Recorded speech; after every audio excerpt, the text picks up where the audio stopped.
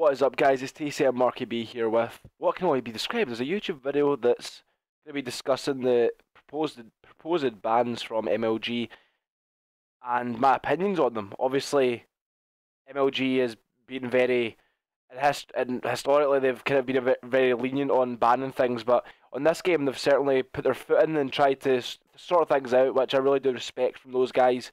And once again, I've been formally approached and told that they're proposing the ban of three things, which the three things are the ghillie suit, the tracker sight, and danger close, the perk. So obviously I'm going to give you my opinions on all those three things and the pros and cons of banning each thing. So first of all, before I go into that, actually, I think that obviously MLG do not want to ban them. Like, ideally they do not want to ban anything, because the more they keep in the game, the better it is for them and the position they're in. But they can't have it being random, and they can't have it being unskillful and things like that, because that just defeats the purpose. But at the same time, the more they can keep in with while still achieving that goal, the better. I mean, they all do want to obviously not ban these things, but some things just need to be banned. They can't. There's no counters, and they're just unfair. There's no way they can be kept in the game. So I think MLG are really playing this really safe and try not to just ban it instantly, and they're really trying to work with Infinity Ward and get things, if they are able to be nerfed or changed, whatever. But there's certain things that out of those three objects that can't really be changed. For example, the tracker sight. The tracker sight, you can't really change that without completely changing it, and there's nothing really they can do. I suppose they can nerf it a little, add some more recoil onto it, because apparently it has less recoil, which I kind of agree with. So maybe adding some more recoil onto the tracker sight would be the correct thing to do there. And then it would sort of be like the thermal sight, but yeah, it wouldn't be exactly like the thermal sight, obviously. But just add some recoil onto it. I think that'd be a great idea for Infinity Ward. Danger close, I think another good idea for myself would be to nerf it. I mean, right now it does double damage of a normal grenade if you have danger close on, so it doubles the damage that the lethal already does. So a Semtex doubles the damage, nade doubles damage, simple.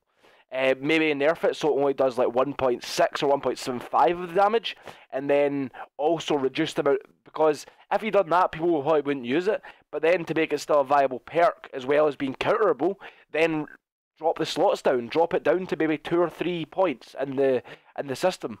With that being said, I mean, ghillie suit. The problem with the ghillie suit apparently is that there's a frame rate lag. To be honest, I've not really noticed it myself, but I've heard from a lot of people and a lot of professional players were moaning about it from the very start, that apparently there's a frame rate lag when you're shooting someone with a ghillie suit in the back. I mean, that's a major problem, obviously. It does add some more random aspects into the game, and that really shouldn't be happening. So I think that's another thing that can be fixed by Infinity Ward. So I think all these three things can be fixed. The question is, will they do it? And to be honest, the tracker sight and the danger close, I think those fixes that I have suggested are way too big, and it's changing a bit too much. And I'd imagine Infinity Ward, they don't really do things like that. I mean, game developers don't really change things that drastically. Although it does sound very minor, it is a drastic change to completely change the points of a perk and change completely what the perk does. And I honestly can't see Infinity Ward doing that. Ghillie suit, I think they will change that. I honestly do think that it might get taken away for a short time, but I think that they should be able to fix that sort of ghillie suit lag that does occur on the Xbox 360 on the Call of Duty Ghosts. I don't know if it's an issue on Xbox One. If it's not, that's obviously a positive. But at the same time, I do really think that for now they need to remove it. So, what's your opinion, guys? What do you think should be happening to all of these things? I mean, I respect MLG a lot for what they've been doing recently, like I said, and really coming forward to the pros and asking their opinions on the matter, and really taking what the pros are kind of their feedback and putting it towards Infinity Ward, and hopefully Infinity Ward listen, chop and change the game to make it a better thing, because we are the ones that really know the most about the game. We do put the severe hours into the game. A lot of people, I don't know why, but the sort of developers behind seem to be like, oh no, we want to help the pub players, but at the same time, I think if you look at it, the best competitive games in history have also been the best and most enjoyable games for public players, and I think a lot of people agree with that. My mates who have no idea about competitive play, they think Black Ops 2 was an amazing game. They think games like Call of Duty 4, Modern Warfare 2, these are amazing games in their eyes, and there's a reason for that, because they were actually fucking good competitively. So I really do think that Infinity Ward need to look at that. That is true, man. It's so true. And yeah, guys, that's the end of the video. Just want to know what you guys' opinions are of all the bans, all the changes.